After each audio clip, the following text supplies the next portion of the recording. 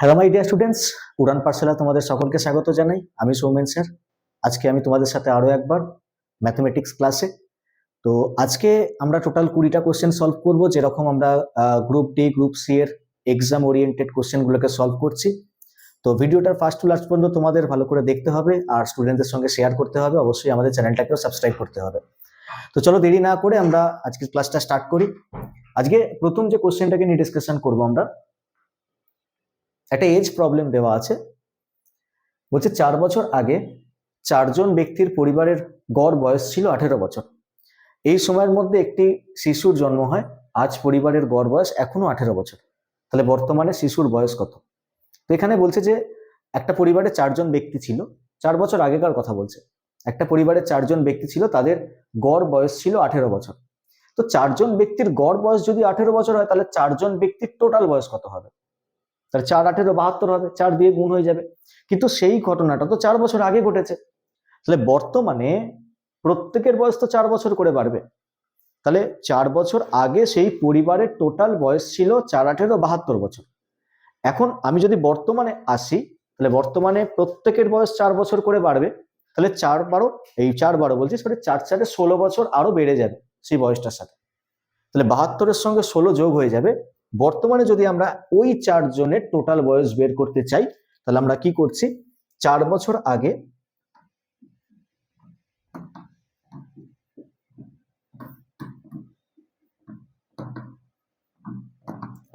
পরিবারের total age 18 into 4, 72 years. এখন at প্রেজেন্টে সেই 4 জনেরই টোটাল এজ, সেই 4 জনের কিন্তু সেই 4 জনের টোটাল এজ 72-এর সাথে প্রত্যেকের বয়স 4 করে বাড়বে, এরকম আছে 4 জন। তাহলে 4 4 16 বছর আরো বেড়ে যাবে, হয়ে যাবে 88 ইয়ার্স। এখন বলছে প্রেজেন্টে ওই পরিবারে কিন্তু আর 4 জন নেই, পরিবারে কিন্তু 5 জন হয়ে গেছে। একজন শিশু জন্মেছে ওই 4 বছর থেকে বর্তমানের যে ডিউরেশন, ওই ডিউরেশনের মধ্যে একটা শিশু জন্মেছে। তো এখন বলছে পরিবারে 5 জন আছে, আর সেই পরিবারের এখন বর্তমান বয়সের গড় কিন্তু 18 বছরই থেকে রয়েছে। তাহলে আমি এখন লিখবো যে বর্তমানে 5 জনের টোটাল এজ, এটা কিন্তু 4 জনের টোটাল এজ, ঠিক আছে বর্তমানে। আর 5 জনের টোটাল এজ হচ্ছে 18 ইন্টু 5, 5 18 90 বছর। তাহলে 4 জনের টোটাল এজ হচ্ছে 88 আর 5 জনের টোটাল এজ হচ্ছে 90। তাহলে 2 বছর কেন বাড়লো? তাহলে শিশুর বয়সটা ইনক্লুড করা আছে এর মধ্যে। তাহলে শিশুর বয়স হচ্ছে 2 বছর, গ্যাপটা 2 বছর। তাহলে আনসার হয়ে যাবে 2 বছর। আনসার অপশন বি এরটা হবে, ঠিক আছে। শিশুটার বয়স হচ্ছে বর্তমানে 2 বছর। কোশ্চেন নাম্বার 1 হলো সলভ। নেক্সট আমরা মুভ করি কোশ্চেন নাম্বার 2 তে। আচ্ছা, এখানে বলছে যে কোশ্চেনটা, একটা 2 অঙ্কের সংখ্যার এককের জায়গার অঙ্কটি সেই সংখ্যার অর্ধেকের দশকের ঘরের জায়গার অঙ্কের সমান।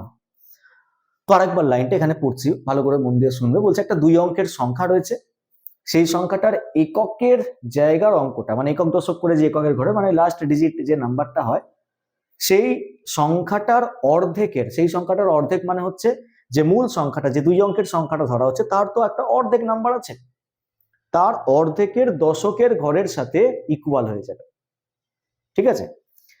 তো আমি এটাকে স্যাটিসফাই করানোর জন্য দেখো, আমি প্রথমে অপশন সিটাকে যদি আমি চুজ যদি করি, অপশন সিটাকে 61 কে যদি আমরা অর্ধেক করি না ডেসিমেল চলে আসে, তাহলে 61 কে প্রথমে চুজ করবো না। কারণ আমাকে বলছে যে একটা নাম্বার এমন চুজ করতে হবে যাকে অর্ধেক করা হয়। অর্ধেক করার পর একটা ডবল ডিজিট নাম্বার পাওয়া যাবে, তার এবার অরিজিনাল নাম্বারের ইউনিট ডিজিট, আর অর্ধেক করার পর যে নাম্বারটা পাওয়া গেল তার যে 10th প্লেস, ঠিক আছে। তো সেই দুটো প্লেসের ডিজিট গুলো হবে হচ্ছে ইকুয়াল। তো এখানে 61 তো আনসার হবে না, কারণ এটাকে অর্ধেক করলে ডেসিমেল চলে আসছে। তো আমি যদি 52 এটাকে যদি আমরা চেক করি, 52, আচ্ছা 52 এর অর্ধেক কত? 52 এর অর্ধেক হচ্ছে 26। ওকে, 52 এর অর্ধেক হচ্ছে 26।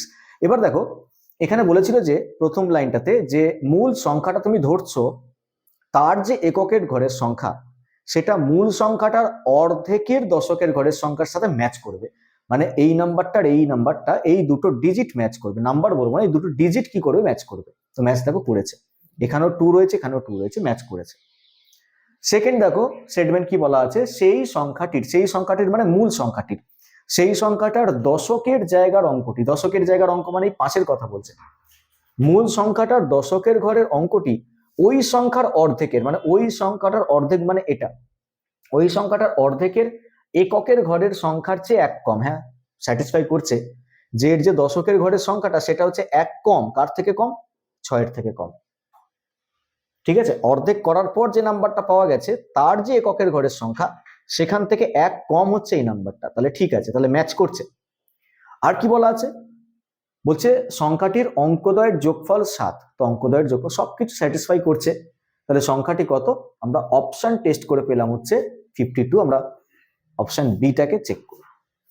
ঠিক আছে, 52 হবে হচ্ছে রাইট আনসার।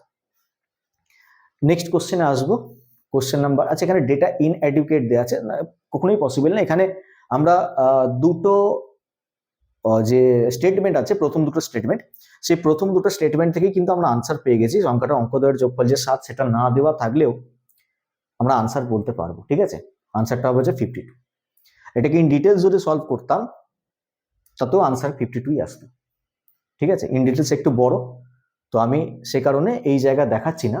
ইন ডিটেল সলিউশনে যদি আমরা যেতাম, যদি অপশন না থাকতো আর যদি এটা না দেওয়া থাকতো সংখ্যাটার অঙ্কদ্বয়ের যোগফল 7, তাহলে এই অঙ্কটা সলভ করতে অনেক কিছু করতে হতো। ঠিক আছে, তো সমস্ত কিছু বাদ দিয়ে আমরা অপশন টেস্ট করছি, অপশন টেস্ট করে রাইট আনসার আমরা পেলাম হচ্ছে বি। চলে গেলাম নেক্সট কোশ্চেন, কোশ্চেন নাম্বার 3।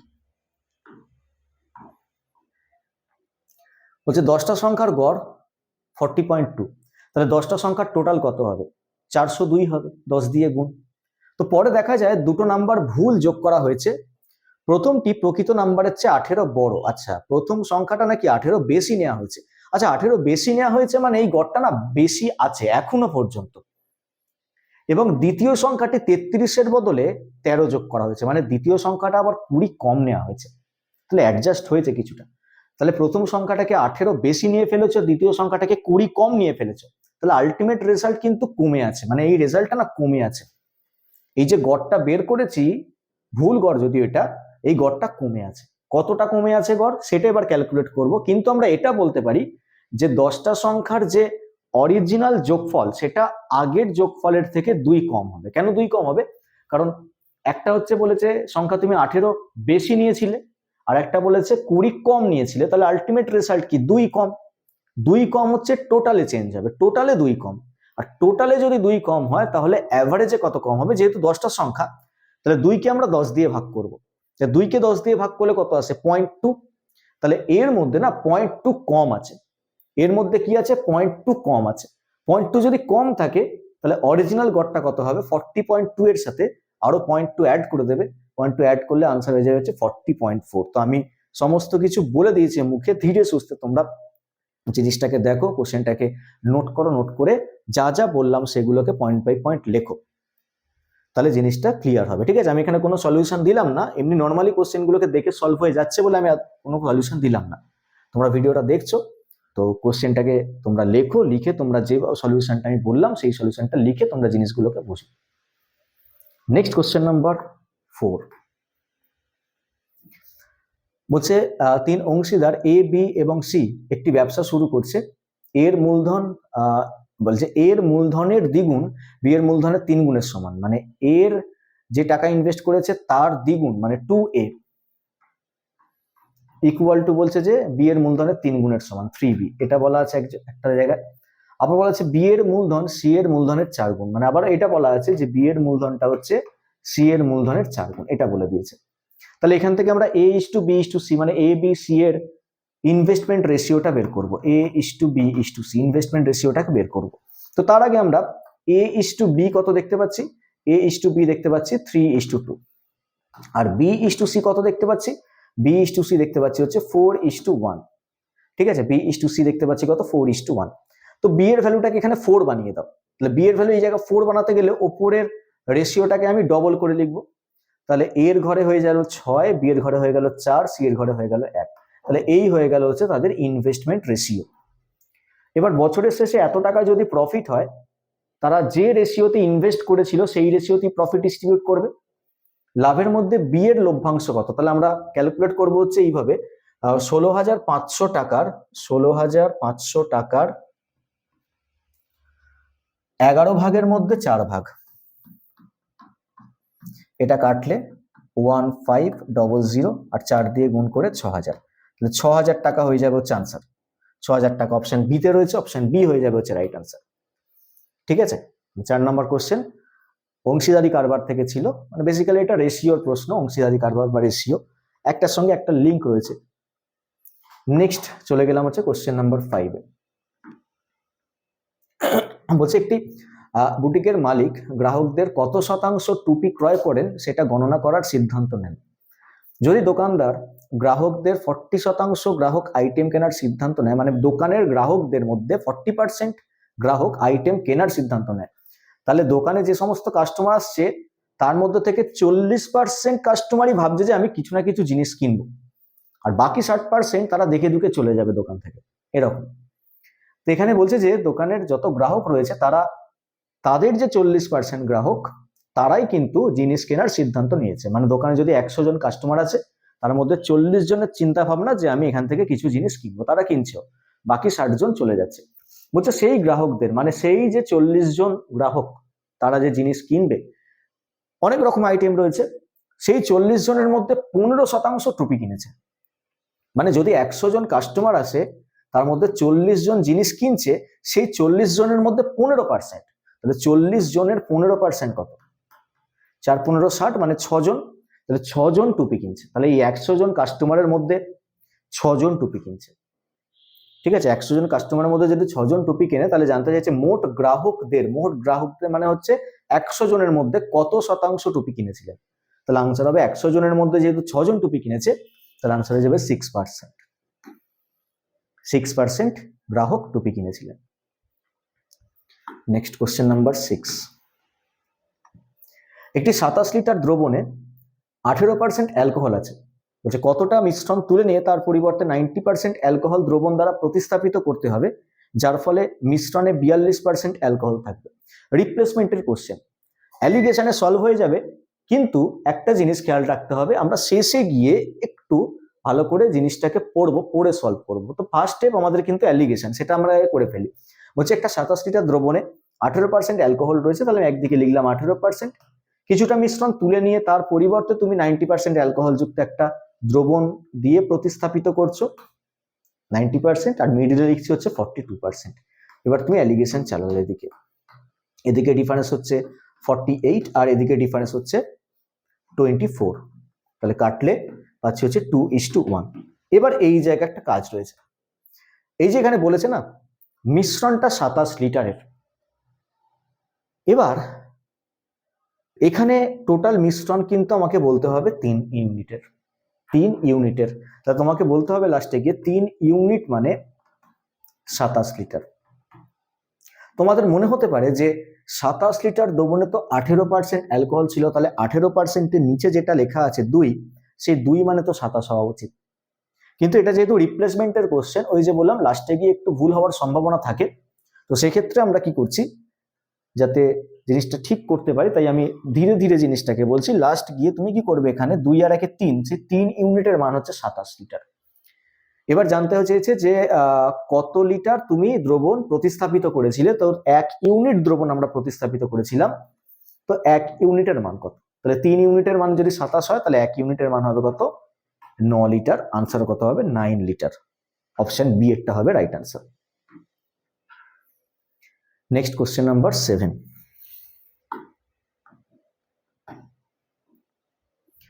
একটি ট্যাঙ্কে নিচের দিকে একটি ছিদ্র 8 ঘন্টার মধ্যে সমস্ত ট্যাঙ্ক খালি করতে পারে। একটি ইনলেট পাইপ প্রতি মিনিটে 6 লিটার হারে জল ভর্তি করে, প্রতি মিনিটে 6 লিটার করে জল ভর্তি করছে, এবং তার ফলে ইনলেট পাইপটা যদি খোলা থাকে তাহলে ছিদ্র হওয়ার কারণে ট্যাঙ্কটা এখন বলছে 12 ঘন্টার মধ্যে খালি হয়। মানে আগে বলছে যখন ইনলেট পাইপ দিয়ে জল যখন ঢুকছে না, তখন ট্যাঙ্কের সমস্ত জল খালি হতে 8 ঘন্টা লাগে। এখন বলছে ট্যাঙ্কের নিচ দিয়ে জল বেরোচ্ছে, কিন্তু ওপর দিয়ে যদি আমরা একটা পাইপ দিয়ে জল ভেতরে ঢোকাই, তাতেও চৌবাচ্চাটা খালি হয়, কিন্তু 12 ঘন্টায় খালি, মানে সময়টা বেড়ে যাচ্ছে যেহেতু ওপর দিয়ে জল ঢুকছে। তাহলে এই যে 8 ঘন্টা সময় ধরে শুধুমাত্র লিকটা কাজ করেছিল, আর এই 12 ঘন্টা সময় ধরে ইনলেট পাইপ আর লিক দুটো একসাথে কাজ করছে। তাহলে আমি যদি শুধুমাত্র ইনলেট পাইপের ইনফরমেশন পেতে চাই, মানে আমি যদি শুধু পেতে চাই যে ইনলেট পাইপটা টোটাল ট্যাঙ্কটাকে ভর্তি করতে কত টাইম নেবে, ইনলেট পাইপটা টোটাল ট্যাঙ্কটাকে ভর্তি করতে কত টাইম নেবে, যদি সেইটা পেতে চাই তাহলে আমি কি করব, সিম্পলি 12 ইন্টু 8 নিচে 12 মাইনাস 8 এই ফর্মুলা লাগিয়ে দেবো, মানে x into y by x minus y. তো সেখান থেকে আমরা ক্যালকুলেট করে পাবো 24 ঘন্টা, এগুলো ঘন্টা দিয়ে আছে তাহলে 24 ঘন্টা। তাহলে যদি ট্যাঙ্কে কোনো লিক না থাকে, ট্যাঙ্ক দিয়ে যদি অন্য কোনো সোর্স দিয়ে জল না বেরোয়, তাহলে আমরা বলতে পারবো যে ইনলেট পাইপ দিয়ে পুরো চৌবাচ্চা ভর্তি হতে 24 ঘন্টা সময় লাগবে। ইনলেট পাইপ যদি 24 ঘন্টা চালু থাকে, মনে করো ট্যাঙ্কটা খালি অবস্থায় রয়েছে, ইনলেট পাইপটাকে আমি 24 ঘন্টা চালিয়ে রাখলাম, পুরো একদিন সারাদিন চালিয়ে রাখলাম, ট্যাঙ্ক পুরো ভর্তি হয়ে যাবে। লিক যদি না থাকে তাহলে ট্যাঙ্ক ভর্তি হবে। ঠিক আছে, তাহলে এখানে দেখো এবার বলেছে ইনলেট পাইপ দিয়ে প্রতি মিনিটে 6 লিটার করে জল ভেতরে ঢুকছে। আচ্ছা, প্রতি মিনিটে 6 লিটার মানে 1 ঘন্টায় তার মানে 360 লিটার, 1 ঘন্টা মানে তো আরো 60 দিয়ে গুণ, তাহলে 60-এর সঙ্গে 6 গুণ হয়ে যাবে, 1 ঘন্টায় 360 লিটার করে জল ট্যাঙ্কে ঢুকছে। তো এইভাবে 24 ঘন্টা চালাতে হবে তবে ট্যাঙ্ক ভর্তি হবে। তাহলে 360-এর সাথে আমাকে গুণ করে দিতে হবে 24, তাহলেই আমরা পেয়ে যাব ট্যাঙ্কের ক্যাপাসিটি কত।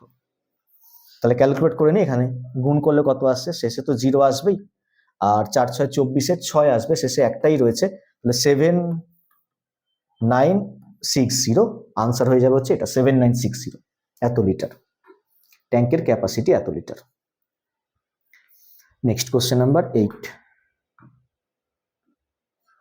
এ বি সি এর মধ্যে 600 টাকা ভাগ করা হয়েছে যাতে এর শেয়ারের 2/5 থেকে 40 টাকা বেশি, বি এর শেয়ারের 2/7 থেকে 20 টাকা বেশি, আর সি এর শেয়ারের 9/17 থেকে 10 টাকা বেশি, এগুলো কি হয় যেন সমান হয়ে যায়। তাহলে এর শেয়ারটা কি হবে? দেখো কোশ্চেনটাকে যদি সলভ করতে চাই তাহলে একটু প্রসেসটা লেন্দি হয়ে যাবে, কিন্তু আমরা যদি একটা ট্রিক ফলো করি, এখানে আমি এখানে 9/17 অংশ দেখে আমি এখানে ভাবতে পারি যে সি এর শেয়ারটা 170 টাকা ছিল, যেহেতু 170 একটা অপশনের মধ্যে তারা রেখেছে। ঠিক আছে, সি এর শেয়ারটা 170 টাকা যদি হয়, আমি ভেবে নিলাম 170 টাকা যদি হয়, তাহলে একবার 170-এর 9/17 আমরা ক্যালকুলেট করলে কত পাবো, 90 পাবো।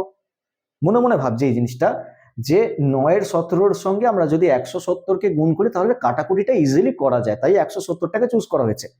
বাকি এখানে আর কোনো সংখ্যা নিচের 17 দিয়ে কাটবে না, 170টাই কাটবে, তাই আমি ধরে নিচ্ছি যে সি এর শেয়ারটা 170 টাকা। সি এর শেয়ার যদি 170 হয়, তাহলে 170-এর 9/17 কত, 90, সেই 90 থেকে 10 টাকা বেশি, 10 টাকা বেশি মানে হচ্ছে 100 টাকার কথা বলছে, তার মানে এর শেয়ারের 2/5 অংশের থেকে 40 টাকা বেশি মানেও 100 টাকা। তাহলে এবার আমাকে বলো এর শেয়ারের 2/5 অংশের থেকে 40 টাকা বেশি মানে যদি 100 টাকা হয়, তাহলে এর শেয়ারের 2/5 অংশটা কত টাকা ছিল, 60 টাকা ছিল। এর শেয়ারের 2/5 অংশ যদি 60 টাকা হয়, তাহলে এর শেয়ার কত ছিল, মানে কোন সংখ্যার সঙ্গে 2/5 গুণ করলে 60 আসে। তাহলে সেটা ক্যালকুলেট করতে আমরা কি করব, 5 × 60/2 করবো, মানে 150 হয়ে যাবে। তাহলে এর ভ্যালু হয়ে যাবে কত, 150, কারণ 150 তুমি যদি 2/5 ক্যালকুলেট করো তাহলে আসবে কত, 60।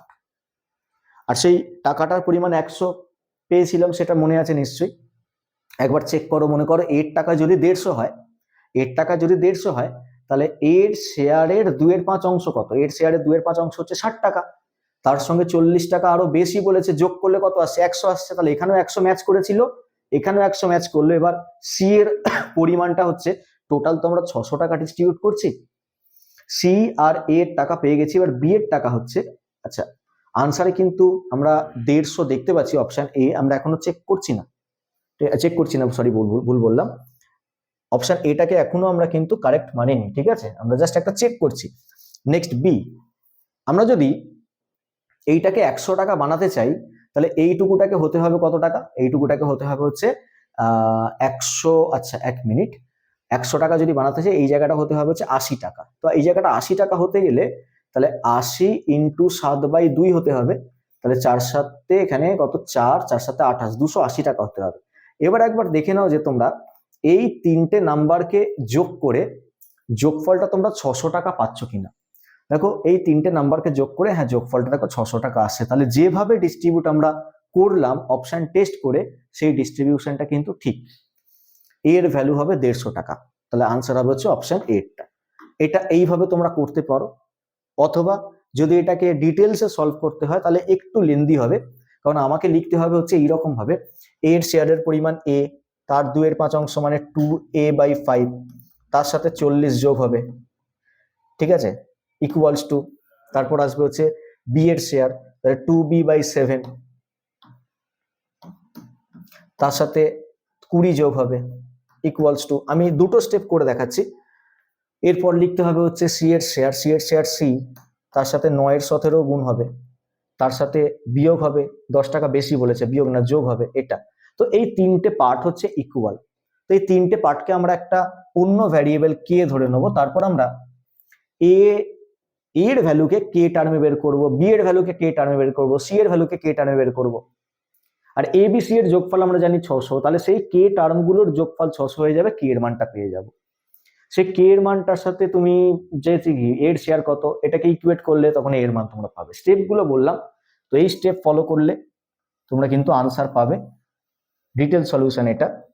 আর যদি আমরা অপশন টেস্ট করি তাহলে আমরা এইভাবে অপশন টেস্ট করলাম, নিচে 17 থেকে আমরা চুজ করলাম যে সি এর শেয়ারটা 170 ধরলে আমার সুবিধা হবে, তো সেই হিসাবে আমরা কিন্তু অপশন টেস্ট করতে করতে এর মানটা পেয়ে গেলাম। Next question number 9। এ এবং বি এর মোট বেতন হলো, এটা মোট হবে, এ এবং বি এর মোট বেতন হলো 2100 টাকা। এ তার বেতনের 80% এবং বি তার বেতনের 70% খরচ করে। যদি তাদের সঞ্চয় 4:3 অনুপাতে হয় তাহলে এ এর বেতন কত। তাহলে কাজ করি, এখানে এ আর বি এর মোট বেতন তো 2100 টাকা বলেছে, এ যদি 80% আর বি যদি 70% খরচ করে, তাহলে এ 20% সঞ্চয় করছে তার আয়ের, আর বি 30% সঞ্চয় করছে। তাহলে এ এর বেতন যা তার 20% কি হচ্ছে, সঞ্চয় হচ্ছে। বি এর বেতন যা তার 30% কি হচ্ছে, সঞ্চয় হচ্ছে। আর এই সঞ্চয়ের অনুপাতটা প্রশ্নে দিয়ে দিয়েছে হচ্ছে 4:3। পার্সেন্টেজ কাটবে, এটা 2 আর 3 হবে, 3 আর 3 কাটবে, এই দুইটা নিচে আসবে, তাহলে এ আর বি এর অনুপাতটা হয়ে যাবে হচ্ছে 2/1। এবার পুরো টাকাটাকে এ আর বি এর মধ্যে 2:1 অনুপাতে ভাগ করব। চেয়েছে হচ্ছে এ এর বেতন কত, তাহলে এ এর বেতন হচ্ছে 1400 আর বি এর বেতন হচ্ছে 700। ঠিক আছে, 1400 টাকা 700 টাকা, কারণ দুটোর নাম্বারের যোগফলকে 2100 হতে হবে আর 2:1 ব্রেক করতে হবে। তার আনসার হবে হচ্ছে অপশন ডি একটা। Next question number 10। তিনটে পাম্প দিনে 8 ঘন্টা কাজ করে দুদিনে একটা ট্যাঙ্ক খালি করতে পারে। একদিনে ট্যাঙ্ক খালি করতে 4টে পাম্পকে কত ঘন্টা কাজ করতে হবে। তাহলে M1 D1 T1 এর কোশ্চেন এটা। তাহলে M1 into D1 into T1 করে দাও, তাহলে 3 ইন্টু 8 ইন্টু 2 যা হবে, এদিকে 1 ইন্টু 4 ইন্টু এক্স তাই হবে, বা 4 ইন্টু 1 ইন্টু এক্স তাই হবে। তো এক্স এর মান বের করে নাও। তাহলে এদিকে 4 আর এদিকে এটা কেটে তুমি 2 করে নাও, পুরোটা কেটে গেছে, এখানে 2 একটা আছে, ঠিক আছে, হ্যাঁ 2 একটা আছে, তাহলে 2 দুগুণে 4, 3 4 হয়ে যাবে 12। তাহলে এক্স এর মান হয়ে যাবে কত, 12। অপশন ডি একটা, এক্স এর মান হয়ে যাবে হচ্ছে 12। Question number 11। Under root 1 plus x by 169, 169 হচ্ছে 13 স্কোয়ার। তো এই রুটটাকে তোলবার জন্য বোথ সাইড স্কোয়ারিং করছি। তাহলে বাদিকটা স্কোয়ার করলে শুধুমাত্র রুটটা উঠবে, 1 প্লাস এক্স বাই 169 হবে, আর ডান দিকটা স্কোয়ার করলে 14 স্কোয়ার, আর নিচে হচ্ছে 13 স্কোয়ার, 169 আর 14 স্কোয়ার কত, 196। ঠিক আছে, আচ্ছা এবার এইটাকে এক কাজ করো, এইভাবে লেখো, বা এক কাজ করো, এক্স বাই 169 সেটাকে তুমি এইভাবে লিখতে পারো, 196/169 -1, এই 1টাকে এদিকে শিফট করলে নেগেটিভ হয়ে যাবে, মাইনাস করলে কত আসছে, এটা 196 - 169 মানে 70, 26, 27 আসছে উপরে, 169, তাহলে উপরটা এলো কত 27 আর নিচে এলো হচ্ছে 169, আর এ পাশে আছে হচ্ছে এক্স বাই 169। তাহলে 169 কাটবে, এক্স এর মান হয়ে যাবে কত 27, তাহলে আনসার হয়ে যাবে 27, অপশন সি এরটা। Next question number 12। সর্বাধিক যে সংখ্যাটা দ্বারা এই তিনটে সংখ্যাকে ভাগ করতে হবে যাতে অবশিষ্ট 5, 10 আর 15 পাওয়া যায়।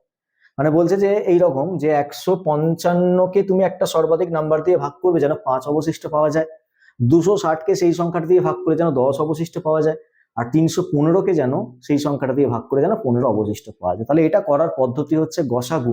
কিন্তু গসাগু করব কাদের? আগে এই তিনটে সংখ্যা থেকে ভাগশেষগুলোকে বিয়োগ করতে হবে, করার পর তাদের গসাগু করতে হবে। তাহলে এরকম টাইপের কোশ্চেন থাকলে আমরা কি করব, এই সংখ্যাগুলো থেকে আগে ভাগশেষগুলোকে মাইনাস করব। তাহলে 155 থেকে 5 মাইনাস করলে কত আসছে? 150। 260 থেকে 10 বিয়োগ করলে আসছে 250, আর 315 থেকে 15 বিয়োগ করলে আসছে 300। তো এই সংখ্যাগুলোর গসাগু করতে হবে। তো এই সংখ্যাগুলোর গসাগু কত আসবে? এই সংখ্যাগুলোর গসাগু আসবে হচ্ছে 50, কারণ এই তিনটে সংখ্যারই মধ্যে কিন্তু 50 ঢুকে রয়েছে। 50 হচ্ছে হাইয়েস্ট কমন ফ্যাক্টর, তাহলে 50ই হচ্ছে গসাগু।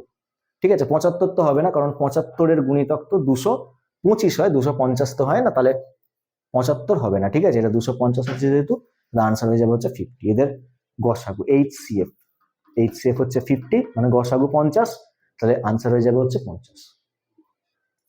Next question number 13।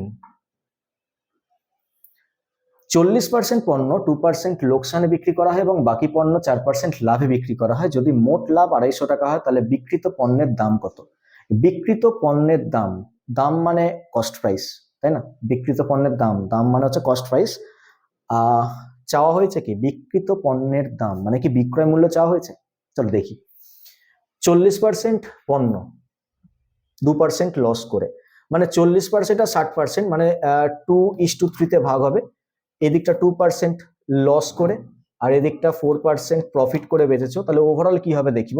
ওভারঅল হচ্ছে এদিকে -4 আর এদিকে হচ্ছে +12, তাকে ডিভাইড করব কত দিয়ে? 5 দিয়ে ডিভাইড করব, তাহলে 8/5 এত পার্সেন্ট ওভারঅল কি হচ্ছে? প্রফিট হচ্ছে। 8/5% প্রফিট হচ্ছে। এবার মোট লাভ এখানে 250 টাকা বলে দিয়েছে, তাই কি বলবো যে 8/5% মানেই হচ্ছে 250 টাকা। তাহলে 1% মানে কত? 1% মানে হচ্ছে 250 ইন্টু 5-এর 8, আর 100% মানে কত বের করলে তুমি কিন্তু ক্রয় মূল্যটা পাবে। তাহলে 250 ইন্টু 5-এর 8 ইন্টু 100, তাহলে এটাকে ক্যালকুলেট করি। এটা কাটবে তোমার 4 দিয়ে কেটে, এটাকে 2 করে দিই, 4 দিয়ে কেটে এটাকে 25 করে দিই, এটাকে এটা দিয়ে 125 করে দিই। 125, আচ্ছা 5 আর 25 হচ্ছে 125, তাহলে 125-এর সাথে 125 গুণ, তাহলে কত আসবে লাস্টে? 25, আর সামনে 12 আছে, 12 আর 13 গুণ করে দেবো, 156, 15625। হ্যাঁ আচ্ছা, 15625, তাহলে অপশন ডি এরটা হবে হচ্ছে রাইট আনসার। ঠিক আছে, ক্রয় মূল্যটা চেয়েছে 15625, আনসার অপশন ডি এরটা। বিক্রিত পণ্যের দাম মানে যে পণ্যটা বিক্রি করেছি তার দাম কত, মানে ক্রয় মূল্য কত, আনসার হয়ে যাবে 156, তারপর লাস্টে 25। Next question number 14। 12টি কমলার মূল্য 9টি কমলার বিক্রয় মূল্যের সমান। 12টি কমলার মূল্য মানে ক্রয় মূল্য, তার মানে এইরকম বলেছে 12 CP ইকুয়ালস টু 9 SP। এটা হচ্ছে ফার্স্ট লাইনে বলা আছে। 10টি কমলার উপর ছাড় দেওয়া, মানে 10টা কমলার যে ডিসকাউন্ট সেটা হচ্ছে ইকুয়াল কার সাথে? 5টা কমলার অর্জিত লাভ, মানে 5P এর সাথে ইকুয়াল। ঠিক আছে, এটা বলেছে। তো চেয়েছে কি ছাড়ের হার কত, আর ছাড়ের হারটা 2 দশমিক স্থান পর্যন্ত বের করতে হবে। তাহলে এখানে আমি ক্রয় মূল্য আর বিক্রয় মূল্যের অনুপাত দেখতে পাচ্ছি। এখানে ডিসকাউন্ট আমি দেখতে পাচ্ছি যে যদি 1 যদি ধরি ডিসকাউন্টটাকে, তাহলে প্রফিটটা 2 আসবে, কারণ এটাকে স্যাটিসফাই করাতে হবে যেহেতু। আর সিপিএসপির মধ্যে আমি যদি সিপিটাকে 9 ধরি, তাহলে এসপিটাকে 12 ধরতে হবে। চলো লিখি, তাহলে এখানে সিপি, এখানে এসপি, আর এখানে এমআরপি। 1 মিনিট, এখানে এমআরপি। সিপির ঘরে লিখবো হচ্ছে 9, এসপির ঘরে লিখবো হচ্ছে 12। প্রফিট আমার এখানে 2 দেখাচ্ছে, কিন্তু এখানে প্রফিট আমার 3 আছে। তাহলে এক কাজ করি, এটাকে আরো ছোট করে লিখি। এটাকে আমি কেটে 3 দিয়ে কেটে 3 লিখে, এটাকে 3 দিয়ে কেটে 4 লিখি। আরো এটাকে 2 দিয়ে গুণ করে 8 লিখি, এটাকে 2 দিয়ে গুণ করে 6 লিখি। এটা 8, এটা 6। কেন লিখলাম? কারণ আমার এখানে প্রফিটটা 2 টাকা দরকার, এখানে প্রফিট আমি 2 টাকা লিখতে পেরেছি, মানে দেখাতে পারছি আর কি। ডিসকাউন্টটা তাহলে 1 হয়ে যাবে, তাহলে সেই অনুযায়ী এমআরপিটা তাহলে 9 হয়ে যাবে।